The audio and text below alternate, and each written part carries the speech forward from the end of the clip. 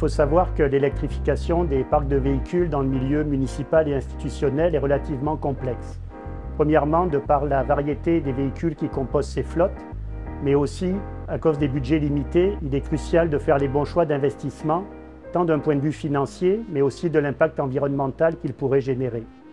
Le simulateur que nous avons développé à l'aide de différents partenaires permet donc de faire connaître les différents véhicules spécialisés qui existent en version électrique, de simuler des scénarios d'investissement d'électrification, mais aussi de faire ressortir quel est le meilleur investissement à faire en tenant compte des données financières, des subventions disponibles, mais surtout de l'impact environnemental qu'ils vont générer. Alors concrètement, nous allons modéliser 3 scénarios d'électrification pour faire la démo du calculateur.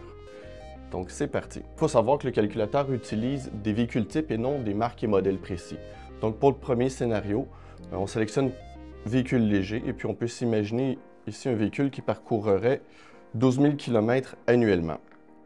Et puis, le simulateur ici propose la version électrique, hybride ou hybride branchable. Et puis, dans le scénario ici, on ajoute 2 véhicules. Ensuite, on ajoute un deuxième scénario pour lequel on sélectionne une camionnette de type pick-up.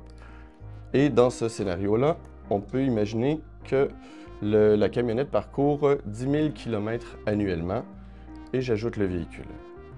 Et pour un troisième scénario, on sélectionne la fourgonnette qui parcourrait, dans cet exemple-ci, 12 000 km annuellement. Et on ajoute le véhicule. Et ensuite, simplement lancer le calculateur pour comparer les 3 scénarios qui nous présentent différentes données sur la composition de la flotte, les subventions et le budget total.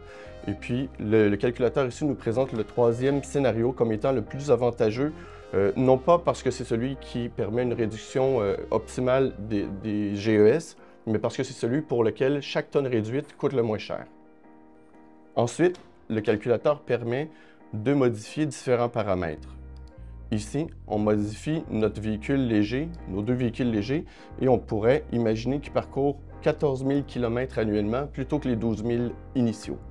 En relançant le calculateur, on voit qu'un simple changement de kilométrage, somme toute marginal, vient influencer le scénario le plus performant, puisqu'ici on voit le scénario 1 et celui pour lequel la tonne est évitée est la moins coûteuse.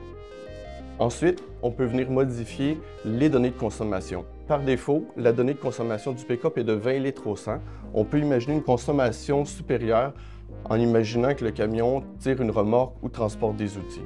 Et encore une fois, cette modification vient changer le scénario identifié comme le plus performant.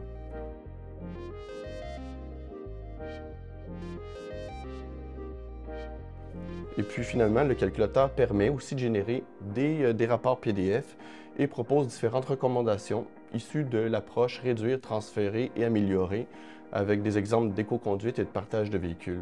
En espérant que l'outil vous serve dans votre prise de décision pour l'électrification de vos parcs de véhicules.